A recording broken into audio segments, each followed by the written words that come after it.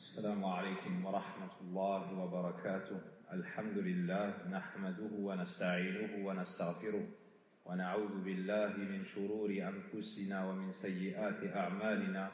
من يهده الله فلا مضل له ومن يضلل فلا هادي له، وأشهد أن لا إله إلا الله وحده لا شريك له، وأشهد أن محمدا عبده ورسوله. يا أيها الذين آمنوا اتقوا الله حق تقاته ولا تموتن إلا وأنتم مسلمون. يا أيها الناس اتقوا ربكم الذي خلقكم من نفس واحدة وخلق منها زوجها وبث منهما رجالا كثيرا ونساء، واتقوا الله الذي تساءلون به والأرحام إن الله كان عليكم رقيبا. يا أيها الذين آمنوا اتقوا الله وقولوا قولا سديدا يصلح لكم أعمالكم ويغفر لكم ذنوبكم، ومن يطع الله ورسوله فقد فاز فوزا عظيما. أما بعد، فإن أصدق الحديث كتاب الله جل وعلا، وخير الهدي هدي محمد صلى الله عليه وسلم، وشر الأمور محدثاتها وكل محدثة بدعة وكل بدعة ضلالة وكل ضلالة في النار. إخواني الكرام, habituellement nous étudions fiqh al-nikah avec les explications d'Ibn Uthaymin rahimahullah ta'ala, mais aujourd'hui exceptionnellement nous allons poursuivre, ou plutôt nous allons étudier, incha'Allah ta'ala, les piliers des bons comportements en islam. Les piliers des bons comportements en islam. La personne qui a compris l'importance du bon comportement, les grandes récompenses qui y sont rattachées, souhaite forcément être doté des bons comportements et de nobles caractères. Et là, une question qu'on doit tous se poser, c'est que faire pour concrétiser ces nobles caractères? Que faire pour être doté des bons comportements? Car certes, la législation d'Allah subhanahu wa ta'ala nous est venue avec l'excellence dans tout domaine confondu. Et parmi ces domaines, les bons comportements et la noblesse de caractère. Les meilleurs comportements, tu les trouves en lisant le Coran, tu les trouves en lisant As-Sunnah, tu les trouves en étudiant la biographie du prophète Mohammed sallallahu alayhi wa sallam. Et cette religion est parfaite et complète. Elle n'a rien omis, rien délaissé. Tout ce qui t'est bénéfique et utile pour ton bas monde, dans ta tombe, pour ton au-delà, a été clairement exposé dans le livre d'Allah subhanahu wa ta'ala. Et ce comportement, c'est ton vêtement. Celui devant lequel, ou celui avec lequel tu te tiens devant Allah subhanahu wa ta'ala. Ce vêtement avec lequel tu te tiens au sein de ton foyer, de ta famille. Ce vêtement par lequel tu te pars pour rencontrer les gens à l'extérieur de ton foyer. Et comme nous l'avons mentionné dans Madarij as-Salikin, Ibn Qayyim rahimahullah ta'ala nous dit cette belle parole: Adabul mar'i inwanu sa'adatihi wa falahi. Le comportement de la personne est le signe, le bon comportement de la personne est le signe de son bonheur et de sa réussite. Wa qillatu adabihi inwan shaqawatihi wa bawarihi. Quant à son mauvais comportement, c'est le signe qu'il sera malheureux et celui de son échec. فما استجلب خير الدنيا والآخرة مثل الأدب. Et il n'y a rien de semblable au bon comportement qui apporte sur le serviteur les bienfaits de ce bas monde et de l'au-delà. Pareillement pour le contraire, ولا استجلب حرمانهما بمثل قلة الأدب. Et rien n'est venu empêcher le bien que soit dans ce bas monde et l'au-delà, pareillement au mauvais comportement. Donc le comportement a la plus haute importance dans la vie du croyant. Parmi ceux qui aident, il y a certes le fait de connaître les mérites, le fait de connaître les récompenses rattachées à ces bons comportements. Mais il y a aussi le fait d'étudier les hadiths du prophète alayhi salatu wassalam et de se parer de ces bons comportements. Au même moment, il étudie les mauvais comportements pour s'en purifier, pour s'en éloigner, pour s'en défaire et pour invoquer Allah Azza wa Jalla afin de ne pas tomber dedans. Concernant les mérites, c'était le sujet du prêche d'aujourd'hui. Le prophète sallallahu alayhi wa sallam a été questionné sur al-birr. فقال البر حسن الخلق. On a questionné le prophète alayhi salatu wa sallam sur le bien.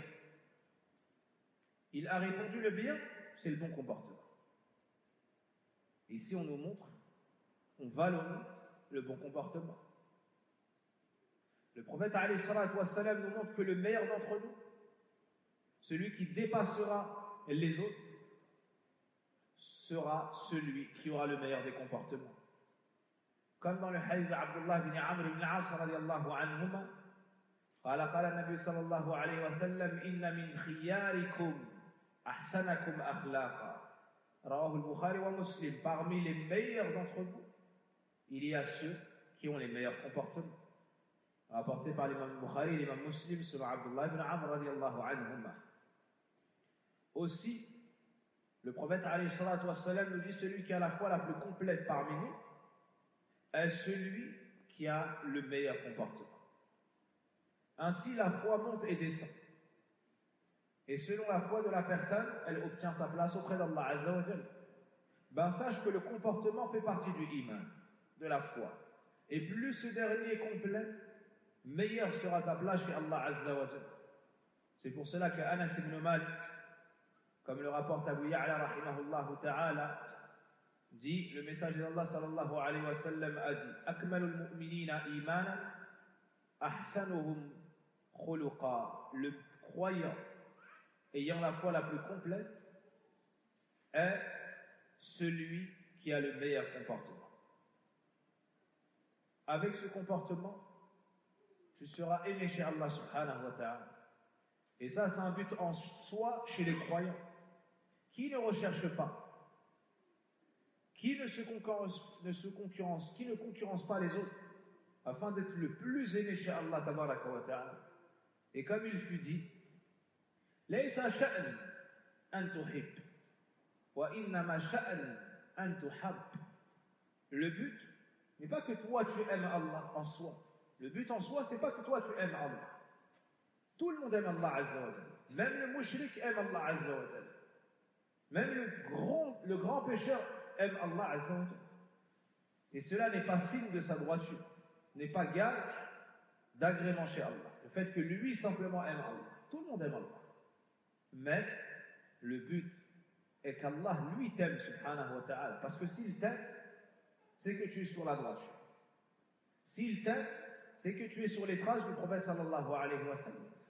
S'il t'aime, c'est qu'il te comblera de ses bienfaits dans ce bas monde et l'au-delà.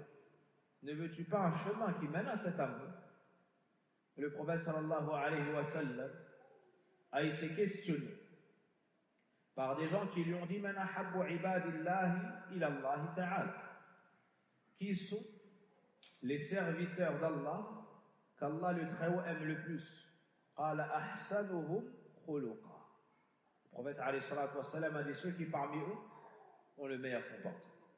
Donc plus ton comportement est bon et en adéquation avec le Coran, en conformité avec le prophète sallallahu alayhi wa sallam, celui du prophète sallallahu alayhi wa sallam, plus Allah t'aimera subhanahu wa ta'ala. Et de cela on tire ithbatu sifatil hubb lillahi subhanahu wa ta'ala, de cela on tire l'affirmation de l'attribut de l'amour, du hubb, de l'amour pour Allah subhanahu wa ta'ala. Ce hadith est le hadith de Usama ibn Sharik, est rapporté par Al-Tabarani rahimahullah ta'ala. Yawm al-Qiyamah, les gens auront différents degrés. Et ceux qui auront les degrés les plus élevés seront les plus proches du prophète sallallahu alayhi wa sallam. Jabir ibn Abdillah radiyallahu anhuma nous dit, le messager d'Allah sallallahu alayhi wa sallam a dit, inna min ahabbikum ilayya wa aqrabikum minni majlisan yawm al-qiyamah ahsanakum akhlaqa. Rawahu at-Tirmidhi rahimahullah. Le prophète sallallahu alayhi wa sallam nous dit,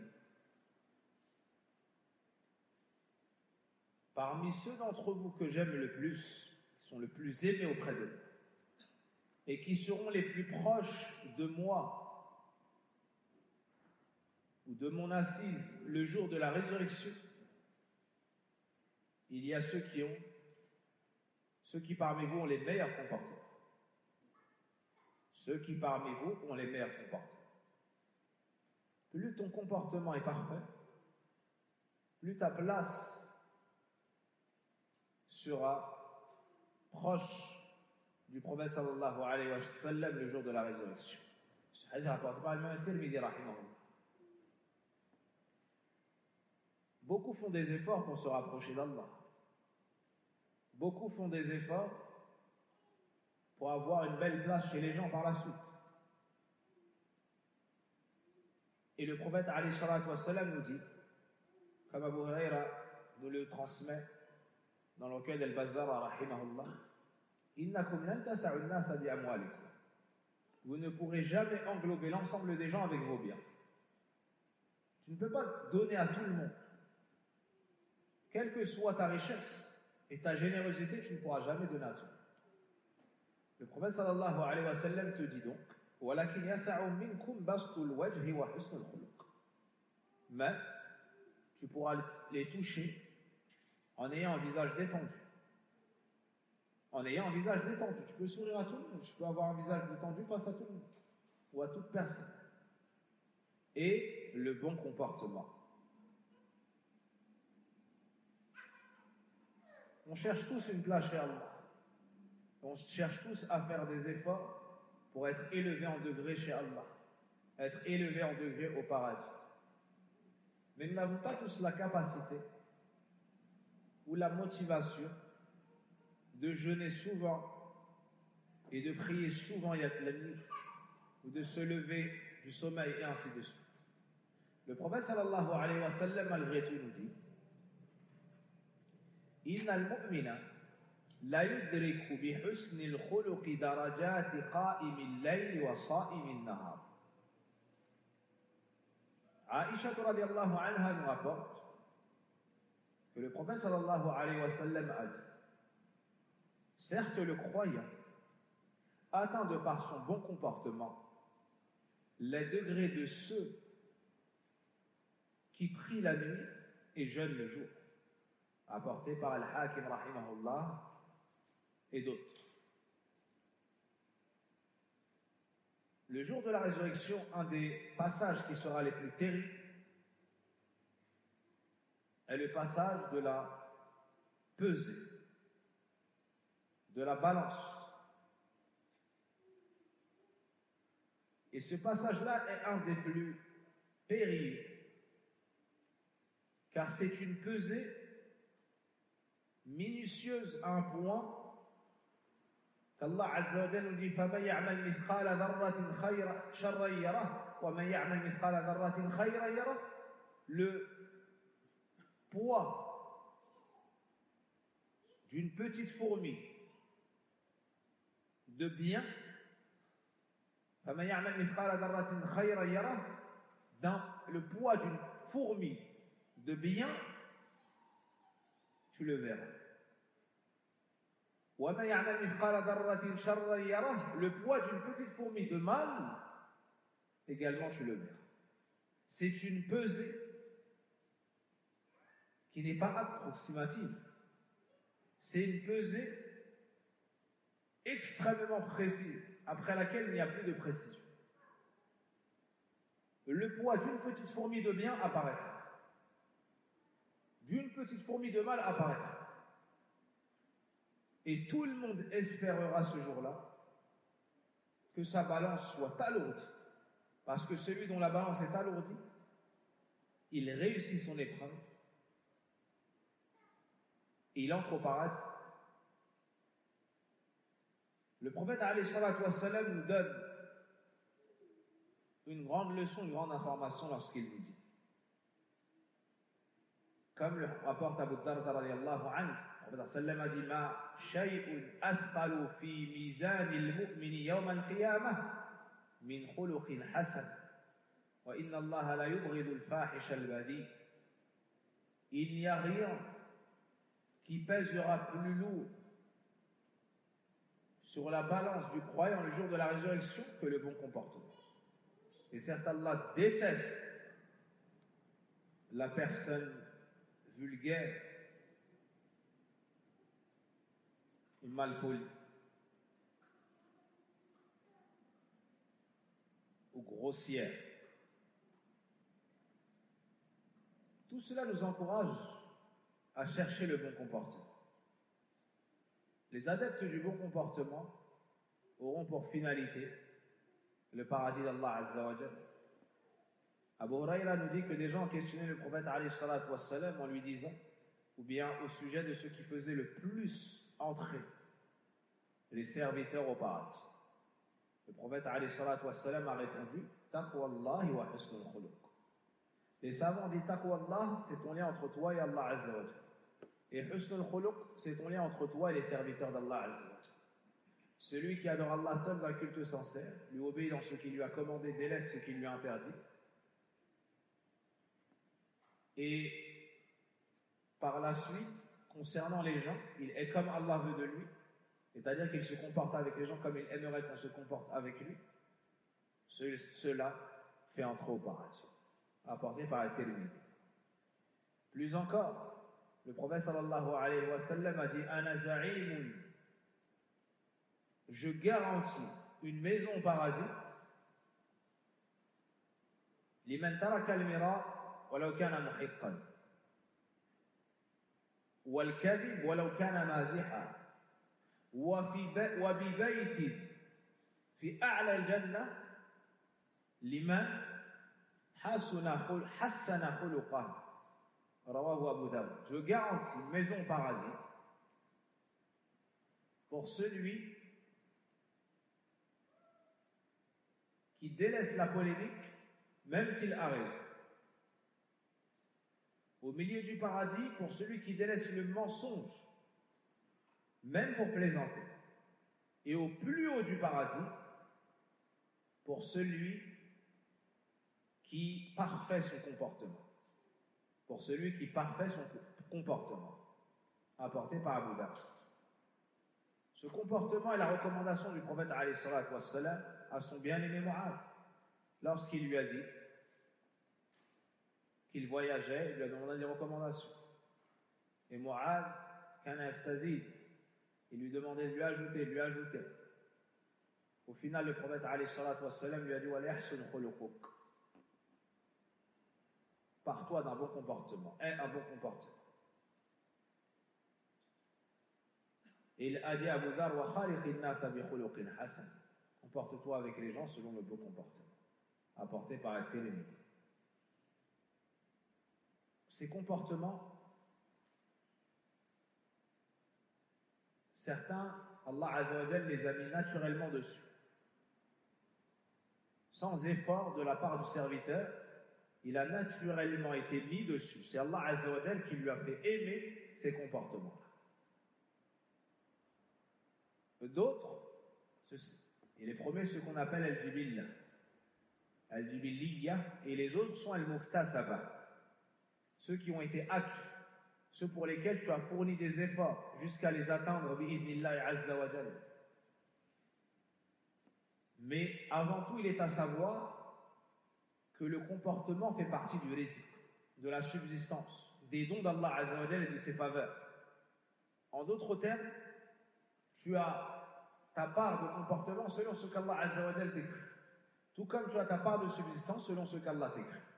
C'est pour cela qu'Abdullah ibn Mas'ud radiyallahu anhu dit Inna Allah ta'ala qasama baynakum al-adab ou al-akhlaq kama qasama baynakum arzaqakum. Certes, Allah a partagé entre vous akhlaqakum, vos comportements, tout comme il a partagé entre vous arzaqakum, votre subsistance. À partir du moment où tu sais cela, tu comprends qu'il te faut donc invoquer Allah pour avoir le bon comportement. Une des grandes parts du comportement, c'est la première, celle qu'on a mentionnée, les mérites et les récompenses. Il faut savoir cela, il faut lire les textes sur ça. C'est la première partie qu'on vient de finir. La deuxième cause pour avoir le bon comportement, c'est de savoir que c'est des donations d'Allah, des grâces et des faveurs d'Allah qu'il dispense à qui il veut. Donc, il faut faire un dua. Il faut demander à Allah subhanahu wa ta'ala ses comportements. Taous ibn Kaysan rahimahullah ta'ala nous dit هذه الأخلاق منائح يمنحها الله عز وجل من يشاء من عباده. Ces comportements sont des donations d'Allah. Il les accorde à qui il veut parmi ses serviteurs. وإذا أراد الله بعبده خيرا منحه خلقا صالحا. Et lorsqu'Allah veut pour son serviteur le bien, il lui fait don de nobles caractères. Ibn Abi Dunya rahimahullah ta'ala a mentionné dans son livre Makarim al-Akhlaq. Le prophète alayhi salatu wassalam disait donc Allahumma kama ahsanta khalqi, ô Allah, tout comme tu as parfait ma création, fa ahsin khuluqi, parfait donc mon comportement. S'il en est ainsi, de la part de celui qui a été décrit par Allah Azza wa Jalla dans le Coran, wa innaka la'ala khuluqin 'azim, fa bima rahmatin min Allah linta lahu, et d'autres textes qui vantent la perfection du comportement du prophète alayhi salatu wassalam, nous devons d'invoquer Allah Azza wa Jalla souvent afin qu'il nous accorde le bon comportement et ne pas tomber dans la tromperie de l'âme ou du diable qui vise à nous faire croire que nous avons atteint le paroxysme des nobles caractères et que nous sommes dotés des meilleurs comportements et que nous avons dépassé nos camarades et que tout défaut n'est qu'en face et que tout défaut n'est que chez le voisin ou chez l'enfant, l'épouse, les parents et que nous avons atteint le summum du bon comportement. Non. Mais on doit accuser nos propres personnes, nos âmes, et se voir petits dans les domaines du bien, afin de redoubler d'efforts pour se corriger, afin d'invoquer Allah Azza wa Jalla pour se corriger et faire des efforts, et progresser. فنسأل الله سبحانه وتعالى بمنه وكرمه أن يرزقنا أحسن الأخلاق. Le troisième point, après la connaissance des mérites, du bon comportement et des grandes récompenses rattachées à celui qui en est paré et doté. Deuxièmement, après avoir eu connaissance que c'est Allah, le donateur, qui dispense ses grâces et partage les bons comportements, donc il faut faire dua. Le troisième volet, pour obtenir les bons comportements, c'est notre sujet. C'est de savoir quels sont ses fondements, quels sont ses piliers, sur quoi on doit se concentrer, qu'est-ce qu'il faut faire pour pouvoir espérer avoir les meilleurs des comportements et entrer dans le nombre, dans la sphère des gens de bons comportements, de nobles caractères. الأخلاق الإسلامية تقوم على 4 أركان. Les bons comportements reposent sur 4 fondations, sur 4 piliers. Celui qui fait se lever cet édifice en cherchant l'aide auprès d'Allah Azza wa Jal et en appliquant cela, entrera dans la sphère des gens dotés de bons comportements.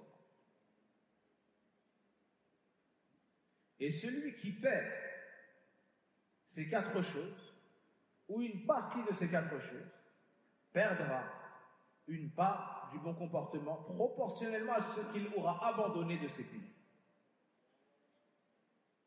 Et ces 4 piliers sont réunis dans 4 hadiths du prophète alayhi salatu wassalam. Tous sont dans l'Arba'in Nawawi. Al-Hafidh ibn Rajab rahimahullah ta'ala, dans son livre Jami' al-Ulum wal-Hikam, mentionne une parole de Abu Muhammad ibn Abi Zayd al-Qayrawani rahimahullah ta'ala, le grand savant de l'époque, très célèbre chez le Malikiyya et autres, nous dit Jima'ul adabil khayr wa azimmatuhu tatafarra'u min 4 ahadith. Jima'u adabil khayr wa azimmatuhu tatafarra'u min 4 ahadith.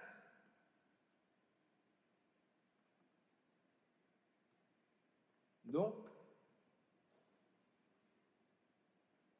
ce qui réunit le bien dans son entièreté et les nobles caractères sont réunis dans 4, ou bien découlent de 4 ahadith. Ce qui réunit les bons comportements et les rênes de cela découle de 4 ahadith. Le premier, Man kana yu'minu billahi wal yawmil akhir falyaqul khayran aw liyasmut. Quiconque croit en Allah et au jour dernier, qu'il dise du bien ou observe le silence. Le deuxième, Min husni islamil mar'i tarkuhu ma la ya'ni. Le signe du bon islam de la personne est qu'il délaisse ce qui ne le concerne pas. C'est partie du bon islam de la personne qu'elle délaisse ce qui ne la regarde pas. Le troisième hadith, la réponse à celui qui a demandé la recommandation au prophète alayhi salatu wassalam, la taghdab, ne te mets pas en colère. Et le quatrième hadith, al-mu'minu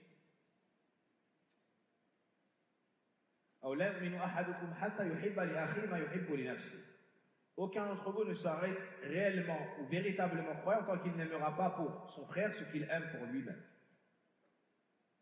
Voici 4 ahadiths du prophète alayhi salatu wassalam, très simples à mémoriser, mais d'une utilité incommensurable et d'un bénéfice pour ce ballon et pour l'au-delà qui n'est pas négligeable.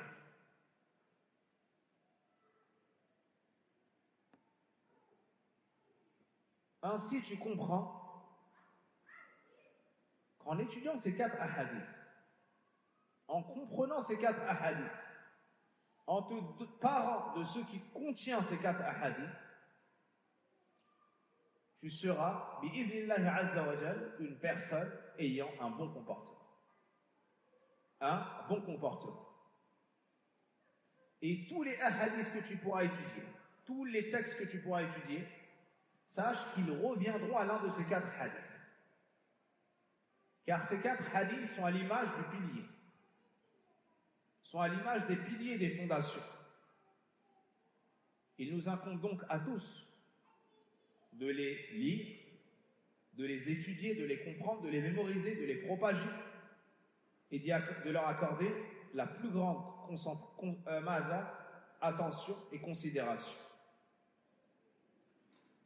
Le premier pilier, c'est préserver sa langue. Le premier pilier pour celui qui espère avoir le bon comportement, c'est shiyanatul lisan, préserver sa langue. C'est le 15e hadith dans l'Arba'in Nawawi. Selon Abu Huraira, le prophète sallallahu alayhi wa sallam a dit: Man kana yu'minu billahi wal yawmil akhir falyaqul khayran aw liyasmut. Celui qui croit en Allah et au jour dernier, qu'il dise du bien ou observe le silence. Rapporté par l'imam Bukhari et l'imam Muslim. Ainsi, on comprend que celui qui ne préserve pas sa langue et dit tout ce qu'il veut et se permet de la délier sans surveiller ce qui en sort, sans méditer avant de s'exprimer, ce dernier n'aura jamais un bon comportement parce qu'il aura rompu ou abattu ou détruit le premier pilier du bon comportement. Il faut absolument préserver sa langue.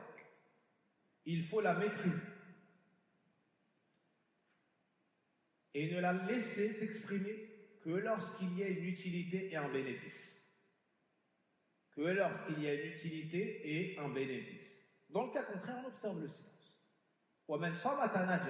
Et quiconque observe le silence obtiendra le salut. Comment est-ce qu'il va réussir cela? En méditant à ce qu'il veut dire, en méditant à ce qu'il va dire, en surveillant ce qui va en sortir avant de le dire. Avant de le dire, il réfléchit à ce qu'il va dire. Et il ne sortira pas de l'un de ces trois résultats. Premièrement, c'est un bien absolu. Il le dit. C'est du dhikr, c'est une belle parole, c'est une recommandation, c'est une parole qui entre la joie dans le cœur, et ainsi de suite. Il prononce cette parole. Si c'est un bien, il prononce cette parole. Le deuxième cas de figure, c'est un mal pur. C'est un mal évident. Qu'est-ce qu'il fait? Il retient sa langue. Il l'empêche de prononcer cette parole. Le troisième cas, c'est équivoque. C'est une parole douteuse. Il ne sait pas trop. Est-ce que c'est un bien? Est-ce que c'est un mal? Dans ce cas-là, il retient également sa langue. Car le prophète sallallahu alayhi wa sallam nous dit: فَمَنِ اتَّقَى الشُّبُهَاتِ فَقَدْ اسْتَبْرَأَ لِدِينِهِ وَعِرْضِهِ. Quiconque se prémunit des choses équivoques, ambiguës, pourra certes préserver sa religion et son honneur.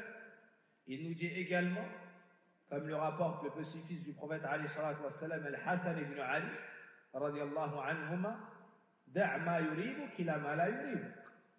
Délaisse ce qui suscite en toi le doute pour ceux qui ne suscitent pas en toi le doute.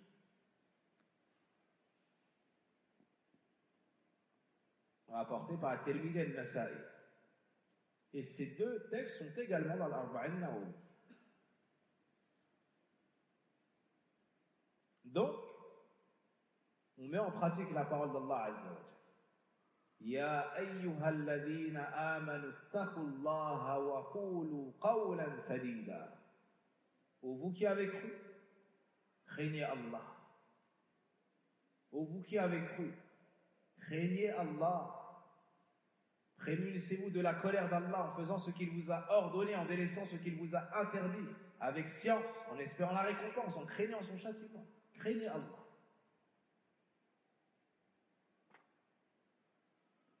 Et dites des paroles droites, dites des bonnes paroles.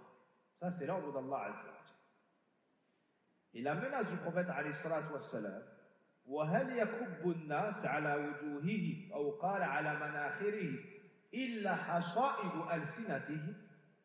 Et est-ce que les gens seront projetés ou culbuteront sur leur visage, si ce n'est à cause de ce que leurs langues auront amassé?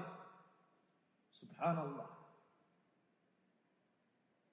Donc la langue, c'est un grand bienfait si tu l'utilises dans le bien. Et c'est une grosse calamité si tu l'utilises dans le mal. Des gens, de par leur langue, vont atteindre les hauts degrés du paradis.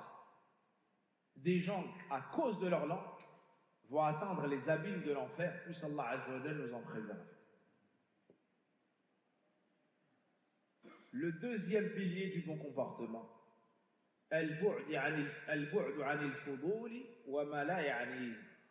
le fait de s'éloigner des futilités et de ce qui ne nous regarde pas.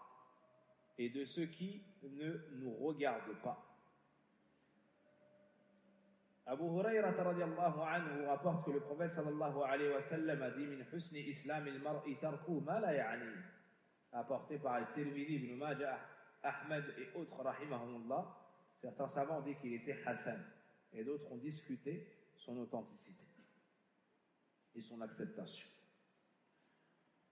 Donc, le deuxième pilier du bon comportement, c'est s'éloigner des futilités et de ce qui ne nous regarde pas. Ne pas se rentrer dans les affaires qui ne nous regardent pas, dans lesquelles nous n'avons pas de responsabilité chez Allah Azza wa Jalla. Quiconque ne respectera pas ce deuxième pilier n'aura pas un bon comportement. Parce que forcément, il se retrouvera dans des situations dans lesquelles Allah ne voulait pas le voir. Et il sera amené à dire des choses qu'Allah ne voulait pas entendre de sa part.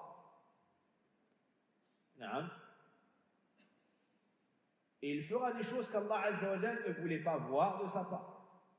Il sera forcément dans le mal.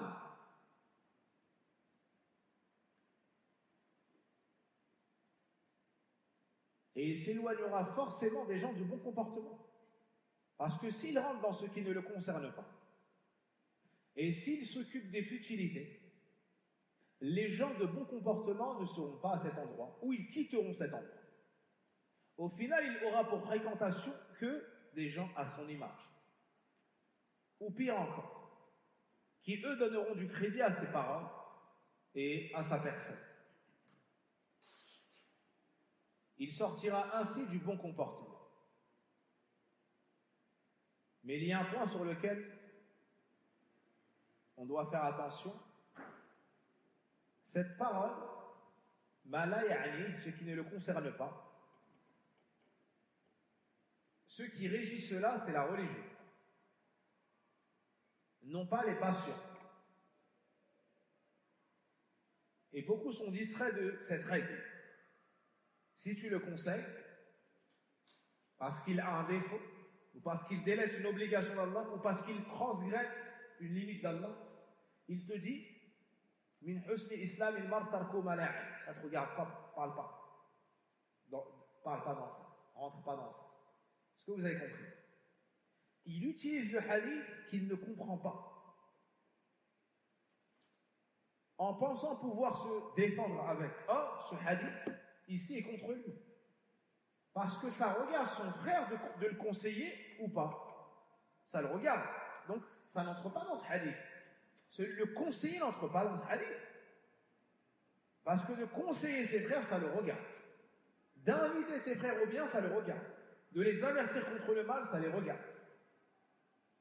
Même si c'est lourd de conseiller autrui. Et même si c'est amer d'écouter cette vérité. N'est-ce pas? C'est difficile d'aller conseiller une personne. Et c'est difficile d'écouter certains conseils. Mais celui qui est véridique, celui qui est sincère, Allah Azza wa Jal maintient son cœur sur la vérité et l'aide à accepter et à voir le bien de cette démarche.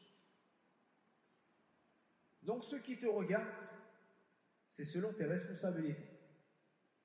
Te regarde ta personne, te regarde ton foyer, femme, enfant, te regarde tes parents, te regarde tes proches, te regarde tes voisins, te regarde la communauté, te regarde un mal que qui est fait alors que tu es présent. Tu peux le corriger avec ta main, sinon tu peux le corriger avec ta langue, sinon avec ton cœur. C'est le niveau le plus bas de la foi. Donc on doit savoir ce qui nous regarde et ce qui ne nous regarde pas. Ne nous regarde pas la vie privée des gens. Naam. Ne nous regarde pas le péché qui a été fait en secret. On n'a pas à fouiller chez les gens pour tenter de trouver leurs fautes. Ça ne nous regarde pas.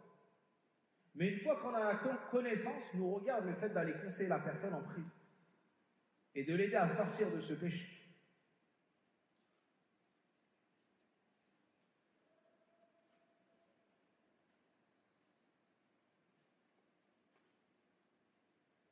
Donc on s'éloigne des futilités, de la perte de temps, et on s'éloigne des choses qui ne nous regardent pas, afin de concrétiser le deuxième pilier du bon comportement. Et ceux qui nous regardent ou ne nous regardent pas, c'est pas en se basant sur les passions, mais sur les textes religieux. Le troisième pilier du bon comportement, Adamul insiyat مع الانفعالات أو مع انفعالات النفس خاصة الغضب. Le fait de ne pas répondre aux appels de l'âme, particulièrement la colère. Le fait de ne pas répondre aux mauvais appels de l'âme qui nous excitent pour nous emmener dans le mal, et particulièrement la colère.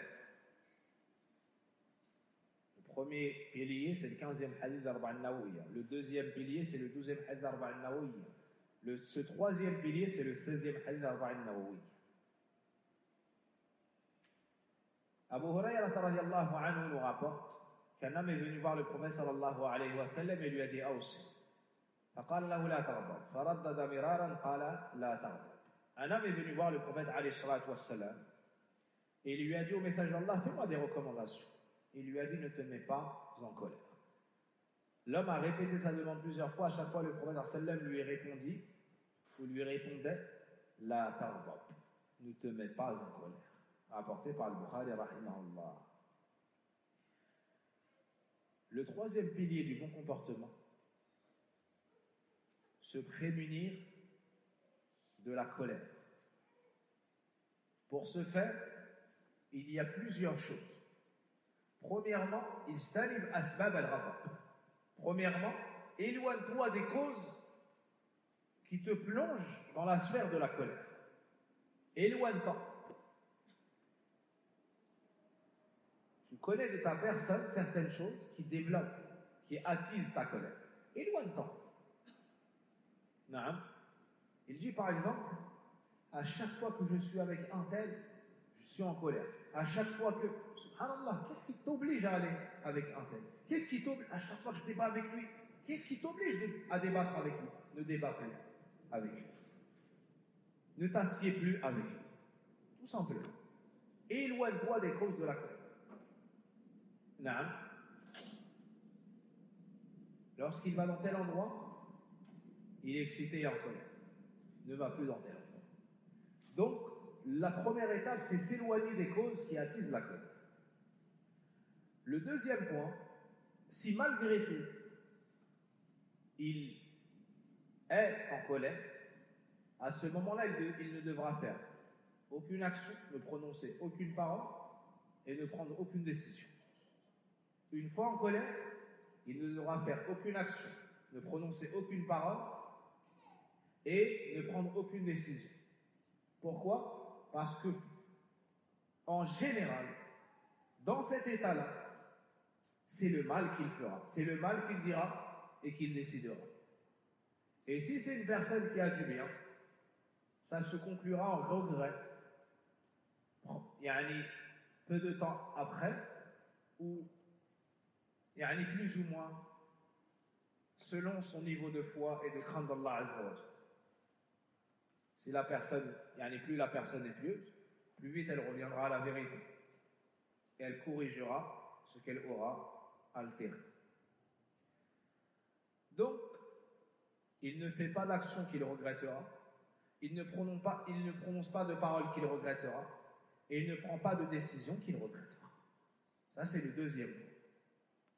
Parce qu'en général, il sortira des limites du bon comportement. En état de forte colère, s'il ne respecte pas ces trois choses et persiste, il transgressera les délimitations du bon comportement. Et il fut dit, El-Ghadab, awwaluhu junoun. El-Ghadab, son début, c'est la folie. El-Ghadab, awwaluhu junoun, wa akhiruhu nadam. Et sa fin, c'est quoi? C'est les regrets. C'est le regret. Celui qui ne respecte pas ces règles va se comporter d'une mauvaise manière. Et il va être détesté par les gens de bon comportement. Parce que ceux qui ont un bon comportement savent que parmi les piliers du bon comportement, s'éloigner de la colère. Ainsi, lorsque la personne se met dans une forte colère et ressemble à une personne qui a perdu la raison devant les autres, elle sera mal aimée. Elle sera délaissée, elle sera abandonnée, parce que les gens ne veulent pas de cela dans leurs assises. Une personne qui ressemble à celui qui est touché de folie, qui ne contrôle pas ses mots, qui ne contrôle pas ses actions. Non. Même si par la suite il va revenir peut-être et dire « Excusez-moi, j'étais en colère ». Éloigne-toi de toute chose que recherche Shaitan de ta part. Lorsque la colère monte, tu sens que tu es excité, tu sens que tu es madfoua, comme si une personne derrière toi te poussait. Tu sens que tu es poussé. C'est un Shaitan qui t'excite pour te faire commettre ce qui te rapprochera de lui, les désobéissants auprès d'Allah Azza wa Jalla. Ceux qui désobéissent à Allah, il veut te faire entrer dans son parti. Il veut te faire entrer avec lui en enfer parce qu'il y est inscrit. Si tu es en train d'avancer, tu es excité, tu avances vite vers celui qui a suscité cette colère, rappelle-toi que c'est Shaitan qui te pousse, fais exactement le contraire. Il te pousse, toi ralentis. Il te fait te lever, assieds-toi. Il te fait parler, observe le silence. Il te fait lever la main, baisse ta main. Contredis exactement ce que Shaitan veut de toi. Il veut te faire prononcer le divorce. Dis une belle phrase, observe le silence.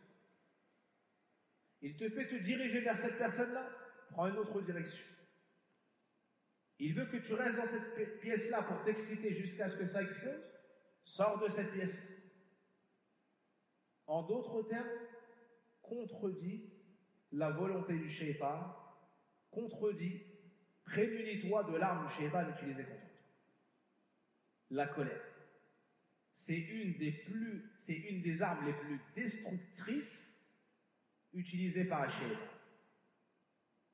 Elle rabat et son excès. Celui qui est touché par la colère, dans les orientations prophétiques, une des plus grandes est al-isti'adatu billah minash shaytanir rajim. C'est le fait de dire a'udhu billahi minash shaytanir rajim.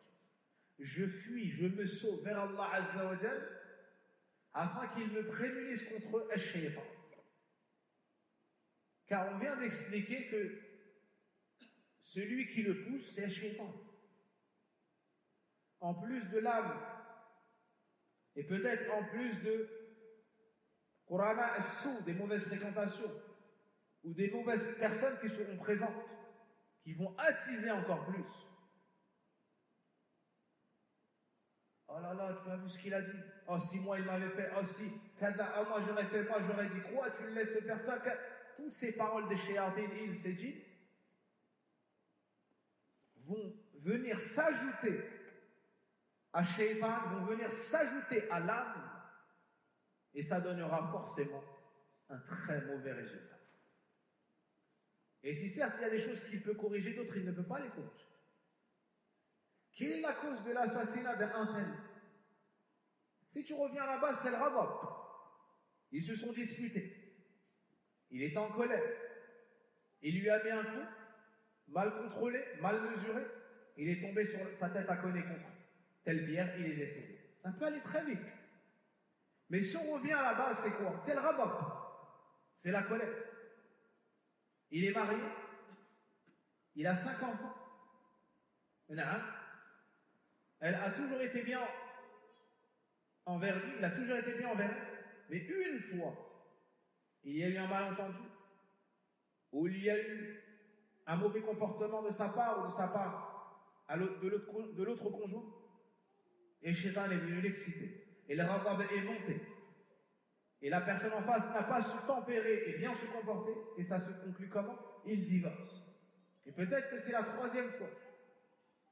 Quelles en sont les conséquences? Il ne peut plus la reprendre. La séparation immédiate. Et les enfants vont vivre dans un foyer ou un autre où vacille entre les deux. Et toutes les conséquences qui en découlent. Si on revient à la base, c'est pas parce que juste ce jour-là il a eu un mauvais comportement, juste ce jour-là il a eu un mauvais comportement. Si on revient à la base, c'est le ghadab.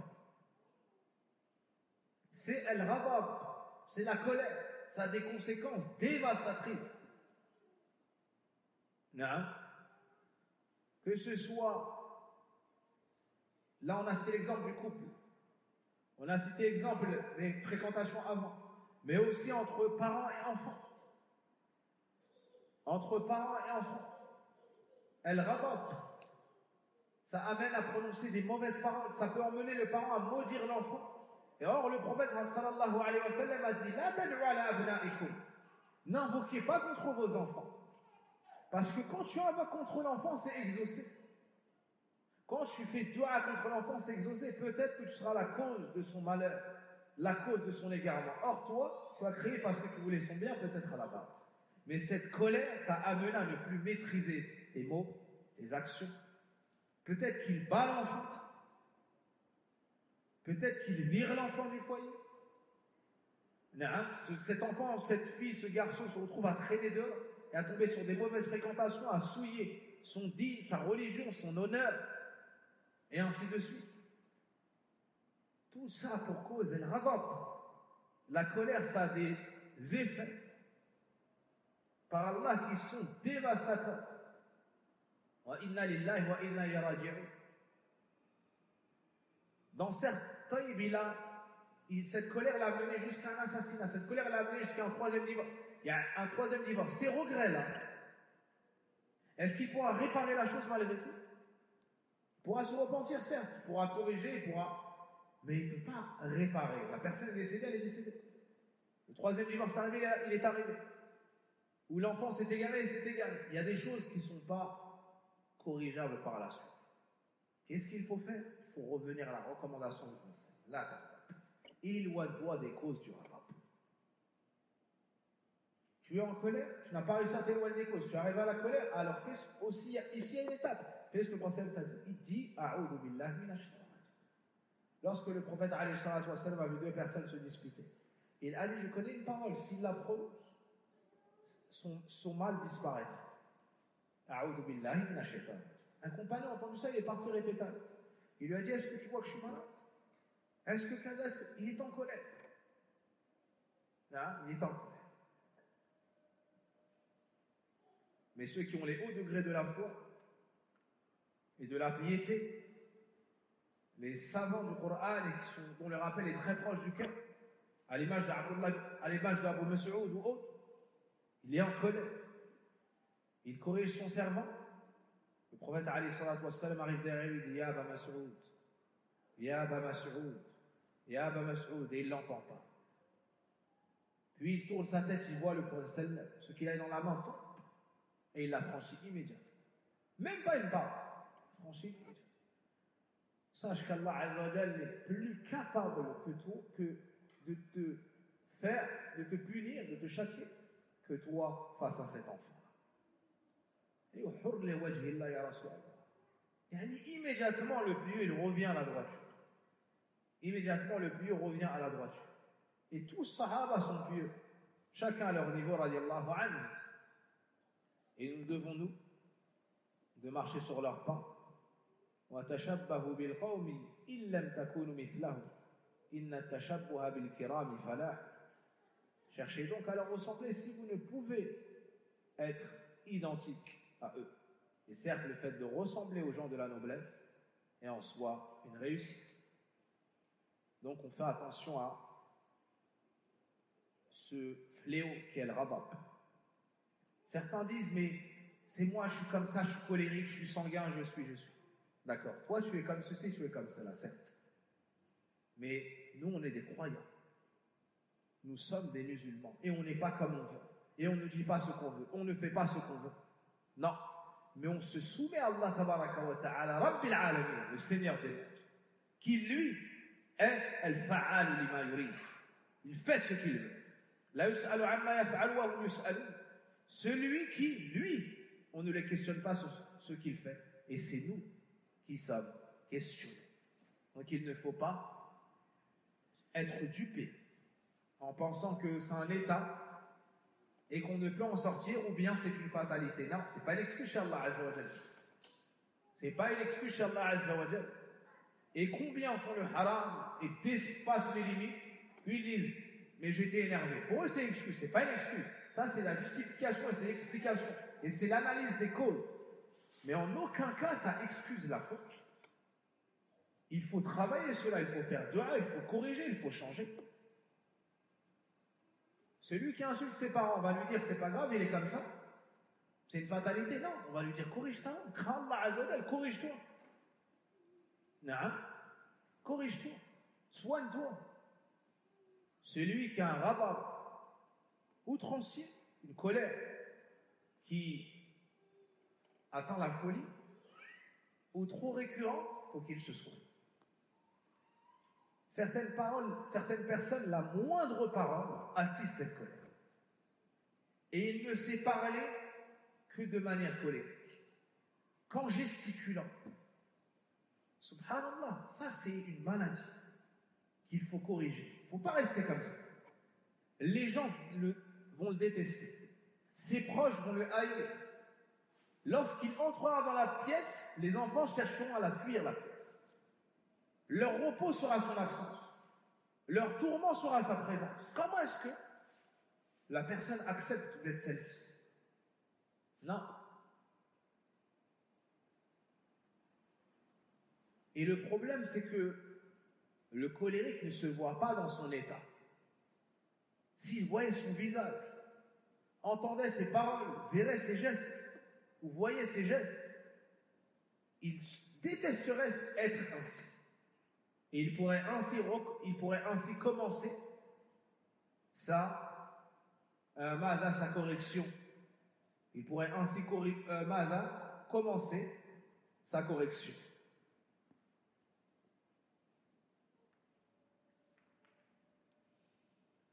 Enfin, le quatrième pilier du bon comportement. Le quatrième pilier du bon comportement, c'est salamatus sadr. C'est la pureté du cœur à l'égard de tes frères. La pureté du cœur à l'égard de tes frères. Le prophète sallallahu alayhi wa sallam dit La yu'minu ahadukum hatta yuhibba li akhi ma yuhibbu li nafsi. C'est le hadith de Anas ibn Malik radiyallahu anhu rapporté par le Bukhari et Muslim. Fais en sorte que ton cœur soit pur pour tes frères. Il ne faut pas qu'il abrite des maladies, parce que les maladies les plus conséquentes et gravissimes sont les maladies du cœur. Il ne faut pas qu'il abrite al-ghil, al-ghish, al-hasad, al-barda, et ainsi de suite. Il ne faut pas qu'il abrite l'inimitié, la haine, la jalousie, l'envie, la mauvaise opinion, su'adhan, et toutes les autres maladies. Et parmi les du'as des serviteurs pieux d'Allah Azza wa Jalla dans le Coran, وَلَا تَجْعَلْ فِي قُلُوبِنَا غِلًّا لِلَّذِينَ آمَنُوا رَبَّنَا. Et ne mets pas dans nos cœurs la moindre haine à l'égard de ceux qui ont la foi. Hein? Parmi leurs da'awat, leurs invocations, le fait d'invoquer Allah afin d'avoir la pureté du cœur à l'égard des sahaba, à l'égard des croyants. Ceci fait partie du bon comportement. Voici ici un grand pilier du bon comportement. Quant à celui qui est malade du cœur,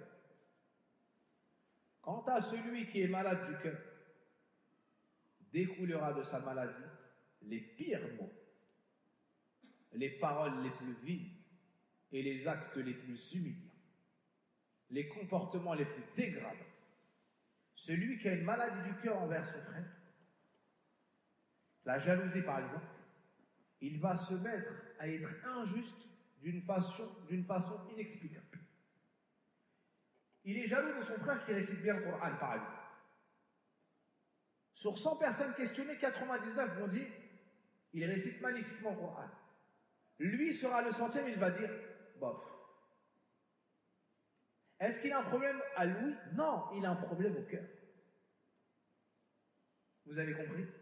Il a un problème au cœur, subhanallah. Il récite magnifiquement bien, mais lui, lorsqu'on va lui poser la question, il va dire moyen. Ah, j'aime pas trop. Ah, tu sais, les goûts, chacun ses goûts. Subhanallah, il est malade du cœur. Il ne peut faire un compliment à celui qu'il jalouse et envie. Cette maladie du cœur va l'emmener à un niveau tel que lorsque cet imam va faire salat, en salat, lui, il va pas méditer al-Fatiha, ni al-Baqarah, ou ni al-Ikhlas. Non, mais durant toute la salat, le shaitan lui mettra dans son cœur et lui développera cette dissertation en disant Wallah, je récite mieux que lui. Wallah, je suis plus en droit à ce poste que lui. Et la prière finira, il ne va même pas savoir ce qui a été récité dans la salat. Regardez comment shaitan joue avec lui. Le hasad va le pousser à essayer de le salir par tout moyen. Va le pousser au colportage, à essayer de rapporter de ses dires pour semer la zizanie avec d'autres personnes. Ce hasad va le pousser à l'espionner pour découvrir un péché, pour essayer de le discréditer. Barakallahu fik. Donc, regardez comment une seule maladie du cœur aura pour conséquence une multitude de transgressions, chacune pire les unes que les autres, et chacune l'excluant du bon comportement. On peut citer d'autres exemples.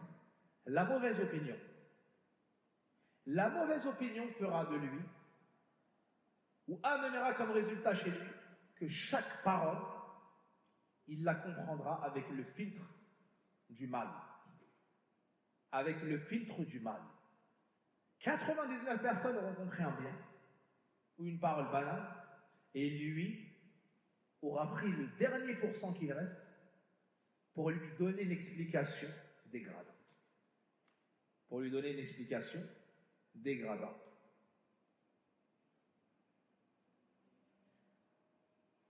Et certes, la corruption de l'intérieur se réfléchit sur l'extérieur.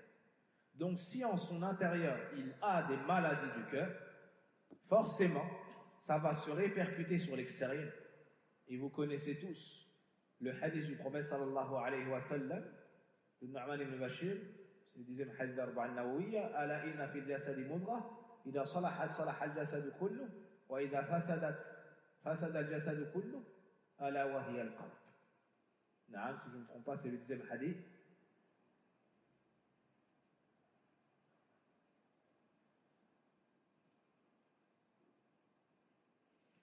Il y a certes dans le corps un morceau de chair.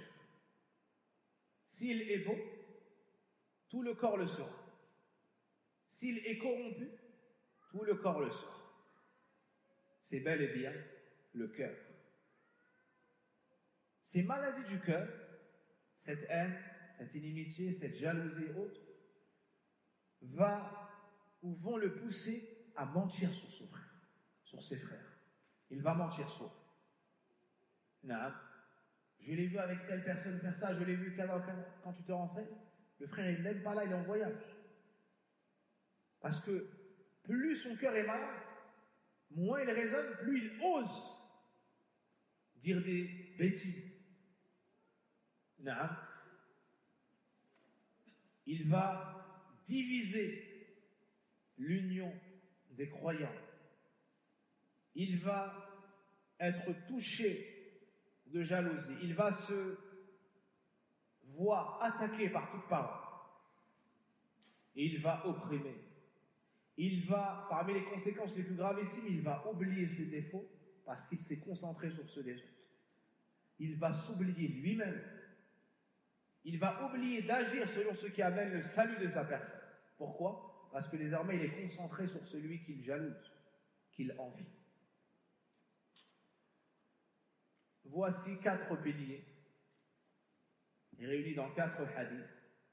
Celui qui les comprend, qui en tire les leçons et agit comme Allah Azza wa Jal le veut de nous, entrera dans la sphère des gens doués de nobles caractères et de bons comportements et sera sur les pas du prophète Mohammed sallallahu alayhi wa sallam qui a été qualifié par Allah wa innaka la'ala khuluqin 'azim. Tu as certes une moralité éminente, le meilleur comportement, la meilleure religiosité.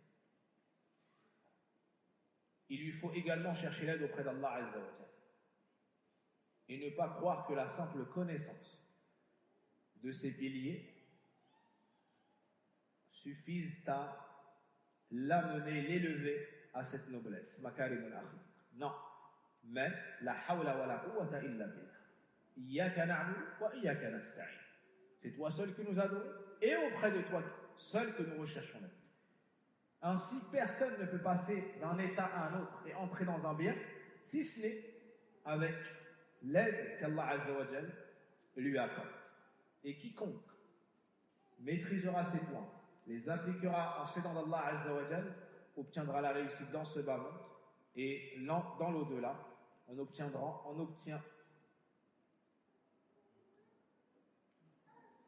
et il obtiendra tout ce que nous avons mentionné et plus encore dans la première partie en obtenant tout ce que nous avons mentionné plus encore dans la première partie du cours, c'est-à-dire les mérites du bon comportement, comme l'alourdissement de la balance, comme l'entrée au paradis, comme le plus haut degré du paradis, comme l'amour d'Allah, comme la proximité de la sagesse du prophète alayhi salatu wassalam, et j'en passe. Le tout en ayant une bonne intention. Le tout en ayant une bonne intention. On pense à la bonne intention pour la prière, pour le siyam Ramadan, pour l'étude de la science. Mais il se peut qu'on soit distrait de la bonne intention dans la recherche des bons comportements. Or, celui qui veut la récompense chez Allah, dans toute chose, il lui faut mettre cette bonne intention. Et les actes ne valent que par les intentions. Et chacun sera rétribué selon son intention. Tu dois rechercher à ôter ton ignorance des bons comportements. En ayant accès à ces bons comportements. En cherchant à les appliquer. En cherchant à les propager autour de toi.